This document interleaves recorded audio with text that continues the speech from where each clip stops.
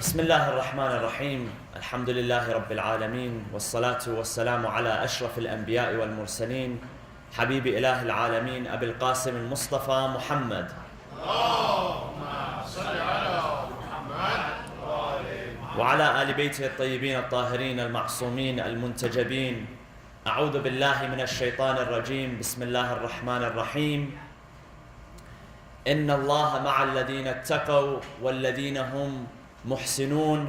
صدق الله العلي العظيم. وصلوا على محمد وآل محمد. اللهم صل على محمد وآل محمد. The verse which I just mentioned says the following. In the simplest of terms, Allah subhanahu wa ta'ala says that Allah is with the pious and with those who do good. This verse appears in one of the sermons of Amir al-Mu'mineen in the book Nahj al-Balagha. In the book Nahj al-Balagha, it is said that a sermon, a companion by the name of Humam, came to Imam Ali. And he asked him, Ya Amir al-Mu'mineen, who is Allah with? Who are the successful people? So the Imam, he put it in the simplest of terms. He read this verse. إِنَّ اللَّهَ مَعَ الَّذِينَ اتَّقَوْا وَالَّذِينَ هُمْ مُحْسِنُونَ. That Allah is with the pious and with those who do good to others. Now Humam was a very devout man. He was known for his devotion. He was known for his great spirituality. So he turned to the Imam and he told him, I'm not satisfied with this reply. I want you to explain to me, who are the pious ones and who are the ones that do good? Because this is a very, although short, but it's a very general description. Well, who are the ones that fear Allah subhanahu wa ta'ala? And who are the ones that do good? That Allah says, I am with them. إِنَّ اللَّهَ مَعَ الَّذِينَ اتَّقَوْا وَالَّذِينَ هُمْ مُحْسِنُونَ. Who is God with? So the Imam begins to describe in the most eloquent of ways, who are the ones that Allah is with? Who are the ones that truly fear God? He says one of the attributes of those that fear God, and it's in a very long sermon, he says, are the people that realize that their obedience benefits them and Allah does not draw benefit from their obedience. And they worship Allah subhanahu wa ta'ala, they obey Him for the sake of Him, not for the sake of anything else. One hadith by Amir al-Mu'mineen states that those who worship Allah out of reward, they are seeking His reward. They know that there's a paradise waiting for them. They know that there's a heaven. And because of that, they worship Allah subhanahu wa ta'ala, meaning they want to get something in return for their worship. He says this is the worship of merchants. It is the worship of traders. Because when a trader gives something, he expects something in return. Merchants, they never give something, قُرْبَةً إِلَى اللَّهِ تَعَالَى. Even when they give you something free, it's that so they can attract your business in the future. So he says that this is the worship of traders. And then he says there's another form of worship. And that is to worship Allah out of fear of punishment. People are afraid that God will punish them on the Day of Judgment. So this is why they worship. He says this is the worship of slaves. Because if a slave obeys his master out of fear of punishment, that if he doesn't obey him, he's going to get whipped, he's going to get punished and hurt. He says there's the obedience and the worship of slaves, and there's the worship of merchants. And then he says there are people who worship Allah not for fear of His punishment and not for greed for His reward, but because they find God truly worthy of worship. Allah in Himself is truly worthy of worship, regardless of whether there is punishment or whether there is reward. I find God, this being who created me, this being who sustained me, this being who is generous towards me, this being who gave me the gift of life and gave me the gift of happiness and satisfaction, and everything I know and everything I do in this world is worthy of worship. He refers to this worship as the worship of free men, because a free man does things by choice. He's not afraid that someone's going to punish him. He's not afraid that someone is going to steal something from him, hold back one of his rights or his privileges. He does so for the sake of Allah. He says, worship Allah as you are a free man, not the worship of slaves, nor the worship of merchants. Not that there is anything wrong with wanting the reward of Allah. Allah subhanahu wa ta'ala describes the believers as those who sell their souls and sell their wealth. Their wealth. They give their souls and their wealth and their families for Allah. In return that He will give them what? Paradise. إن الله اشترى من المؤمنين أنفسهم وأموالهم بأن لهم الجنة. So they give their nafs, they give their mal, their soul and their wealth, and in return He gives them Jannah. بأن لهم الجنة. This is one group of people mentioned in the Quran. Another group of people are the ones who say لا نريد منكم جزاء ولا شكورا. Who are they? Who is this verse revealed in favor of? It is narrated that one day in the home of Ahlul Bayt, that Imam Hassan and Imam Hussein alayhi salam, children at that time of the revelation of this verse during the life of Rasulullah, they became ill, they became sick. So Fatima al-Zahra alayhi salam and Amir al-Mu'mineen, they promised, they did a nadr, they took an oath upon themselves that they would fast for 3 days. And if they were to fast for 3 days, that if they were to be cured of their illness, they would fast for 3 days. So they were cured of their illness, and they decided, the whole household together, as thanks and as completing their oath, to fast for 3 days. So they fasted. On the first day, when it came time to break their fast, Fatima al-Zahra alayhi salam, she prepared a loaf of bread for each one of them, and they had some water that they wanted to break their fast with. At that moment, a person came knocking at their door. So they opened the door and they found whom? Miskeen, a destitute, a poor person. He told them, do you have anything that you can offer me at this time? So what did they do? They took all of their pieces of bread and they gave it to him as a gift, and they broke their fast on water, and that's it. The second day they decided to fast again. And the same thing happened. As they prepared their bread, each one had one loaf of bread, they wanted to break their fast at the Maghrib time, they heard another knock at their door. Who was it this time?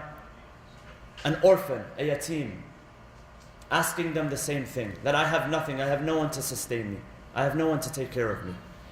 So they took their bread and they gave it to him. The third day, they broke their fast on water. The third day, they prepared their meal again. Same meal, 5 loaves of bread for each one of them. Each one had 1 loaf of bread.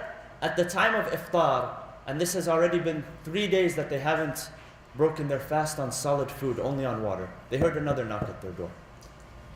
And when they opened their door, they found a prisoner of war. And he requested them to feed him. So they took the bread and they gave it to him. And they broke their fast on water. At this moment, Rasulullah sallallahu alayhi wa sallam, Allahumma salli ala Muhammad, he came to visit them, as was his habit. And he found that they had not broken their fast with anything but water for 3 days. And at this moment the verse was revealed. وَيُطْعِمُونَ الطَّعَامَ عَلَى حُبِّهِ.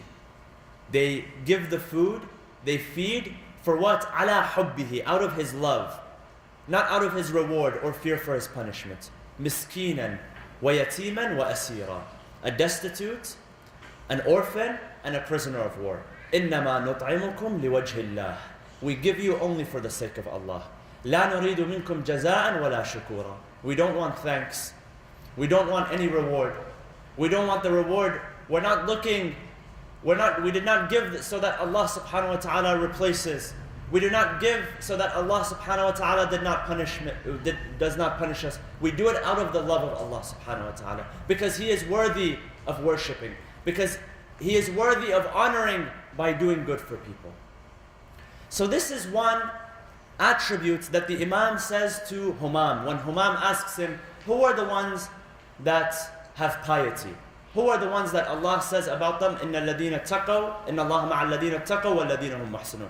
This is one attribute. Another attribute, he says, are the ones who forsake the pleasure of this life, the temporary pleasure of this life, for the eternal pleasure of the afterlife. The hadith says that you may come across a pleasure which is temporary. It only lasts a few moments, a few minutes, maybe a few hours, maybe a few days. But that very same pleasure which you indulge in temporarily will generate an entire lifetime of regret and remorse. رُبَّ سَاعَةً مِنَ الشَّهْوَةِ تُورِثُ حَيَاةً مِنَ النَّدَمِ.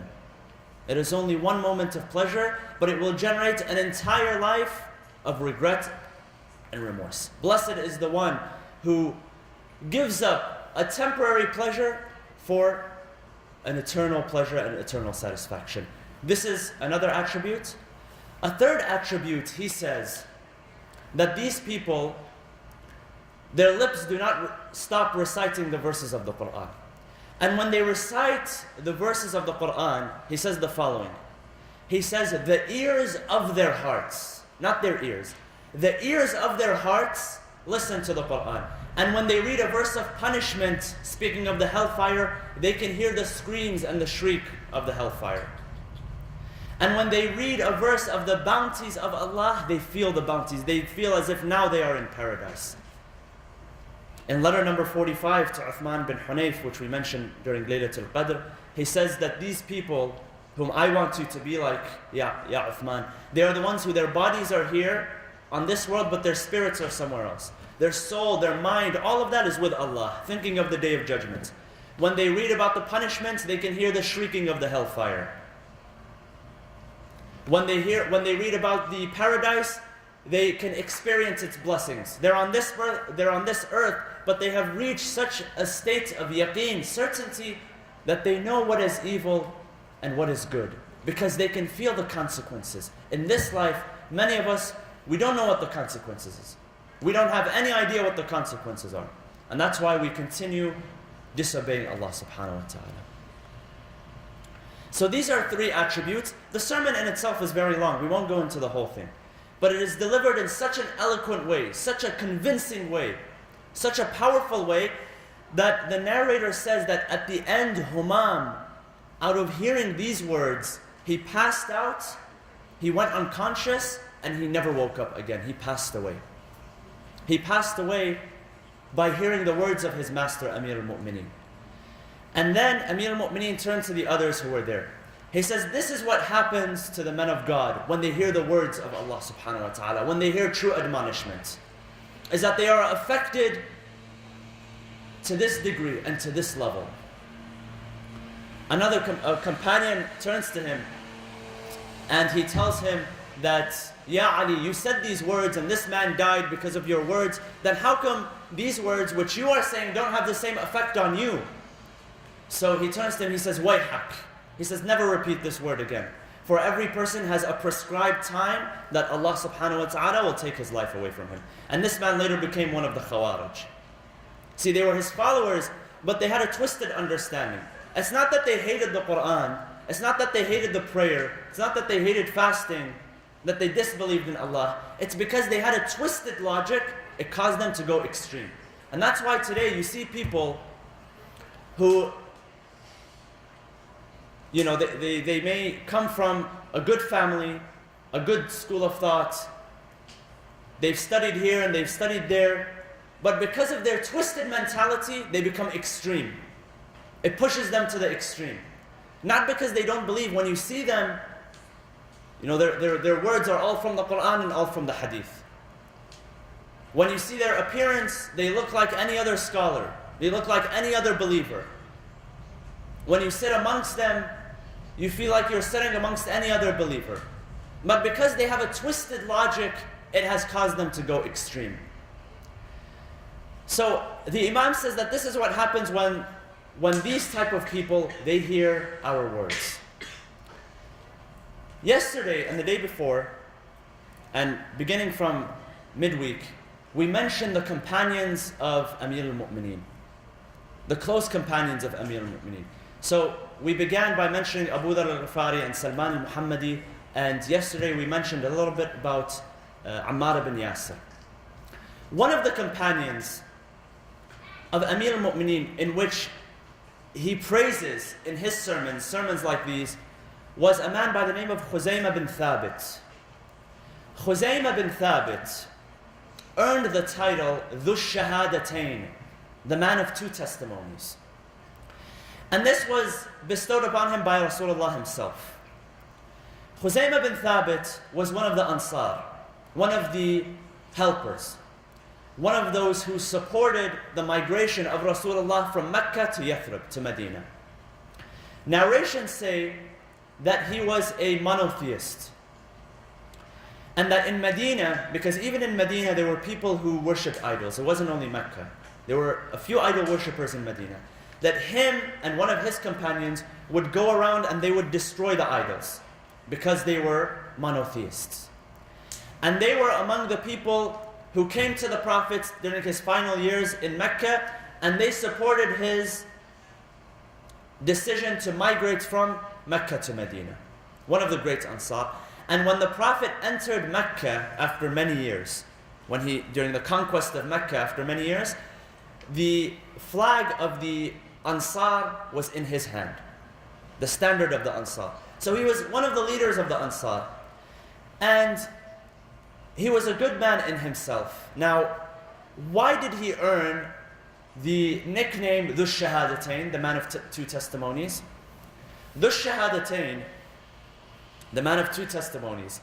When the Prophet bestowed upon him this title, what he meant to reveal was that this man is so truthful and so believing in himself that his one testimony is equal to two testimonies. If I have a claim that I want to make in court, how many witnesses do I need? I need 2 witnesses usually, under normal circumstances.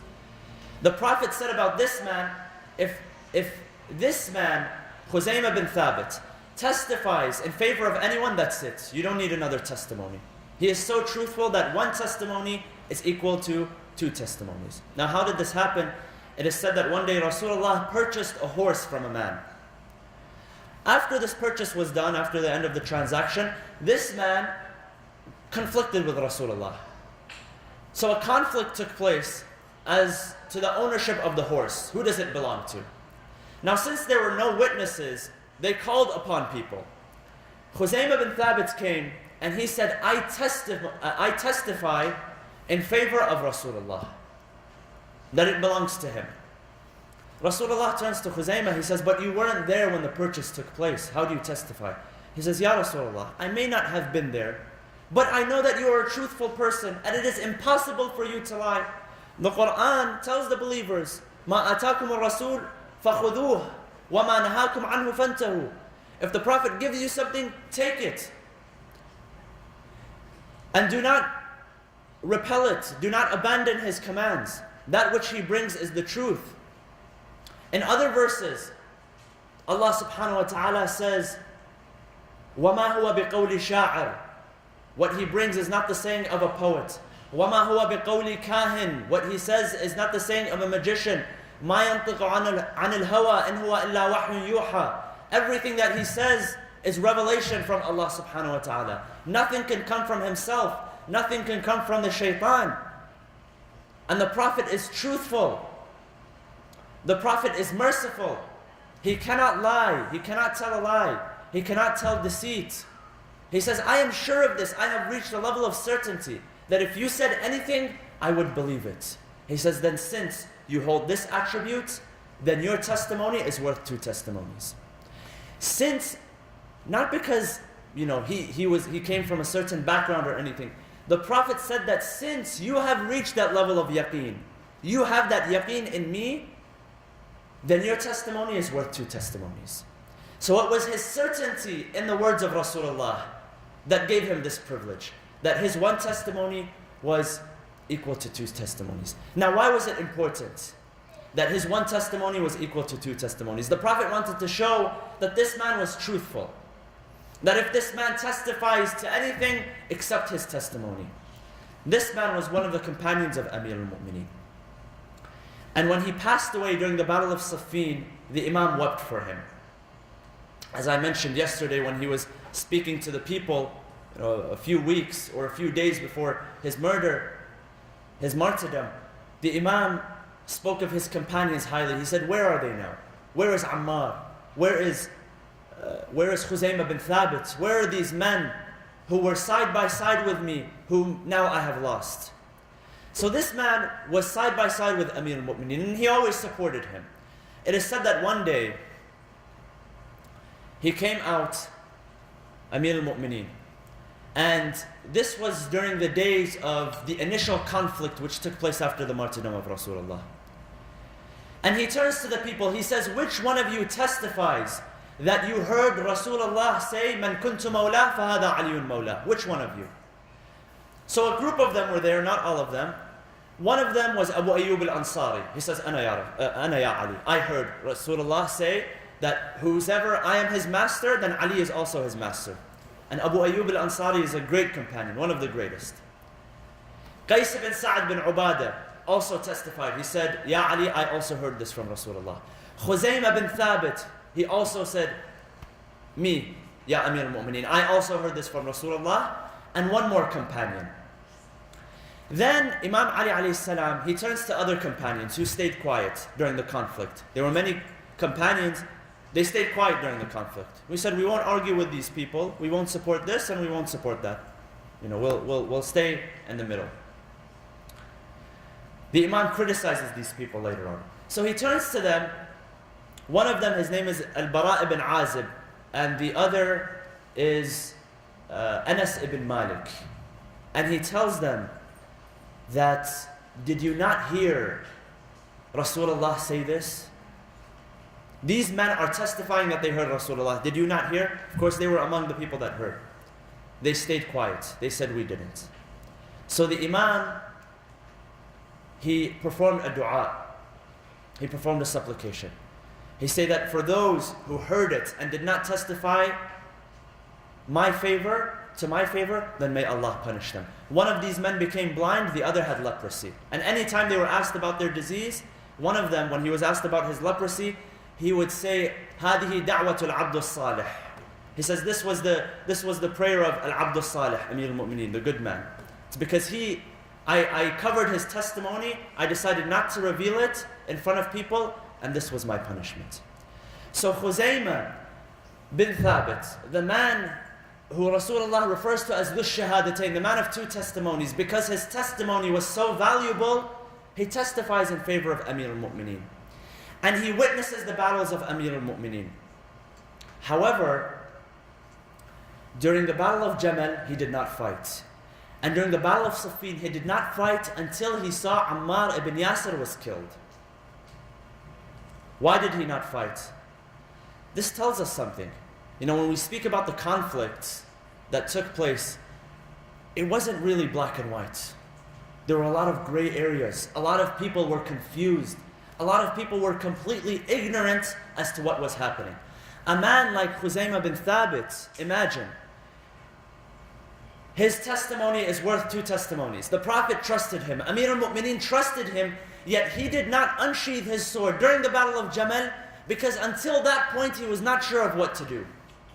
He was not sure of what to do. What does that tell you? Does that tell you that he was an evil man? No. He was a very good man, because he testified, and then later on he gave his life for Amir al-Mu'mineen. And not once did anyone complain against him, the Rasulullah, Ahlul Bayt, or anyone. What does that tell you? That tells you that the fitna at that time, it was so intense that the closest of people could not discern between right and wrong. Imagine, brothers and sisters, during that time, how hard the fitna was, that even some of the closest people could not tell the difference between right and wrong. We have a hadith that tell us that during the last days, the final days, that the fitna will be even more intense than it has ever been. And that's why some of the ahadith, it's good from one side and it's not really encouraging from another side. Why is it not encouraging? Is because many of us, if we ask ourselves, can we really tell the difference between right and wrong? Would we be able to discern and make the right choice. I mean, these were the companions of Imam Ali alayhi salam. The ahadith tell us that during the end of times there will be such fitna. People won't know what to do. They won't know the difference between right and wrong. A person holding onto his values and his religion will be like a person who is holding a burning piece of charcoal in his hand. How many of us can hold a burning piece of charcoal in our hand, in our fist? Not many. This is how hard the fitna will be. And year by year we see that more fitna is increasing. There is more division. There is more disunity. There is more hardship. There are more things which make it confusing and confusing. Because now the enemy is not a foreign force. The enemy is not a person, with 6 arms and 5 legs and 2 heads that you can say, okay, this person is an enemy of mankind and we should fight this person. This person, this enemy, he looks like me and you. He talks like me and you, the same language as us. He testifies to the same God that we do. But the fitna is increasing. And it is becoming more confusing year after year. How do we tell the difference between right and wrong? The Prophet said, and this wasn't a temporary wasiyah. It was not a temporary will. It was not a temporary directive. It is an eternal directive. He said, when you see yourselves in confusion, you can't tell the difference between right and wrong, follow this person. He pointed to Amir al-Mu'mineen. Not only him, he said, follow his companions. Follow Ammar bin Yasir. If you have hatred for Amir al-Mu'mineen because he fought against your forefathers, then at least follow Ammar bin Yasir.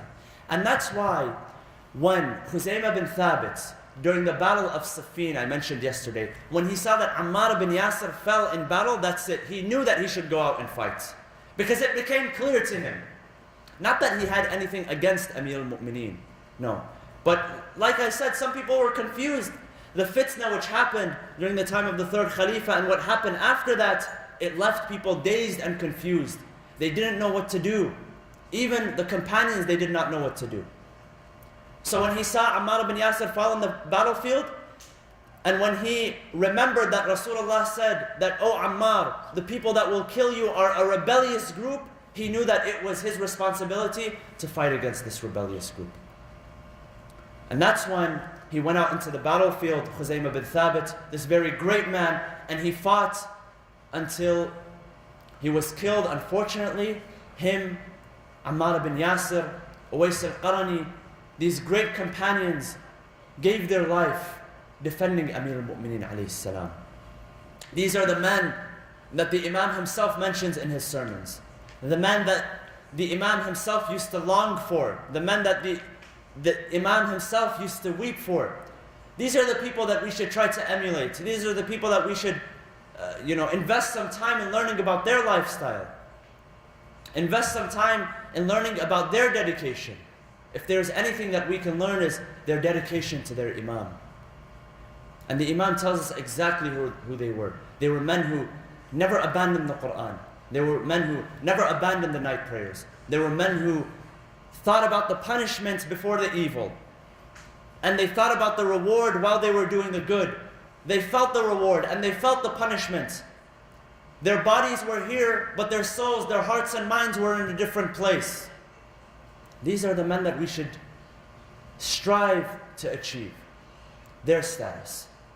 These were the people who earned the title as followers of Amir al-Mu'mineen. They were not born into that title. They earned that title. Abu Dharr al-Ghifari earned that title. Ammar bin Yasir, Salman al-Muhammadi, Khuzayma bin Thabit. All of them, they earned the title of being the companions of Amir al-Mu'mineen. They earned the title of being the followers of Amir al-Mu'mineen. Most of us here, or all of us, the vast majority, were born into this school of thought. We were born into this ideology. Being born does not mean that we should take it for granted and that we should forget. Let us try to strive as much as we can to do good in this world and in the next world, for the next world. And then ask yourself, do I deserve the title of being a follower of Amir al-Mu'mineen? Do I truly deserve? When we look at the life of Abu Dharr and the life of Salman and Ammar and Khuzayma and all of these people, how great they were. Ask yourself, do I deserve to have the same title that they also had? Do I truly deserve this? If you do, then may Allah bless you. And if you are satisfied with where you are right now, then may Allah bless you. But I don't think any of us are satisfied with where we are right now. One of the attributes that the Imam says about his companions, about those who fear Allah and do good, is that they are never satisfied with where they are right now. Never. I sponsored an orphan today. I'm not satisfied. Is that it? That's it? You sponsored an orphan and that's it? You've done great? You fed a poor person? That's it? You've done great? You paid your zakat al-fitrah? You don't know where the zakat al-fitrah, to whom it's going to go, but you know that you put it in the box. That's it? You've achieved greatness? Is that who we are? We should be people who are never satisfied with the good that we do. Everything that we do, there's always room for improvement. So let us try to improve ourselves during these days. Ramadan is a blessing, and in Ramadan Allah subhanahu wa ta'ala closes the gates of the hellfire and He opens up the gates of the heaven. And it is on a night like this and on a day like tomorrow where Allah subhanahu wa ta'ala has promised us His blessings. He has promised us His mercy. He has promised us His forgiveness. The true congratulations is offered not to those who receive gifts, but to those who receive the divine mercy and forgiveness of Allah subhanahu wa ta'ala. We ask Allah subhanahu wa ta'ala to have forgiven all of our sins, all of our mistakes, all of our shortcomings. We ask Allah subhanahu wa ta'ala to grant us blessings and mercy, not only in this month, but in the months to come as well. We ask Allah subhanahu wa ta'ala to continue our sincerity and our dedication and our devotion to Him. Bismillah ar-Rahman ar-Rahim. اللهم اغفر للمؤمنين والمؤمنات والمسلمين والمسلمات الأحياء منهم والأموات تابع بيننا وبينهم بالخيرات إنك مجيب الدعوات إنك قاضي الحاجات إنك على كل شيء قدير برحمتك يا أرحم الراحمين وصلى الله وسلم على سيدنا محمد وعلى آل بيته الطيبين الطاهرين.